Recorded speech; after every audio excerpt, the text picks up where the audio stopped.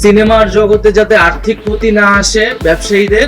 সম্প্রতি বিশ্বব্যাপী অনলাইন প্ল্যাটফর্মগুলোতে মুক্তি দেওয়া হয়েছে শাকিব খানের বহুল আলোচিত সিনেমা তুফান। ছবিটি অনলাইনে রিলিজ দেওয়ার সাথে সাথেই সারা দেশের মানুষ ঝড়ের গতিতে দেখা শুরু করেছে। আর এই সুযোগ মিস করেননি উপদেষ্টা নাহিদ ইসলাম নিজেও। তিনিও সময় বের করে কাজের ফাঁকে ছবিটি দেখেছে। তার কাছে এটা আন্তর্জাতিক মানের সিনেমা মনে হয়েছে। এ সময় তিনি জানান, এরকম মানসম্পন্ন কাজ দিয়েই আমাদের চলচ্চিত্র টিকিয়ে রাখা সম্ভব। শাকিব ভাই যদি বছরে এরকম 3 থেকে 4টা সিনেমা করতে পারে, তাহলে বাংলা চিত্রজগতে আবারও সেই সোনালী দিন ফিরে আসবে। বর্তমানে বাংলা চিত্রজগতের এরকম দুরবস্থা কাটিয়ে উঠতে একমাত্র শাকিব খানকেই আমাদের অস্ত্র হিসাবে ব্যবহার করতে হবে। তাছাড়া দর্শকের কাছেও শাকিব খানের গ্রহণযোগ্যতা অনেক বেশি।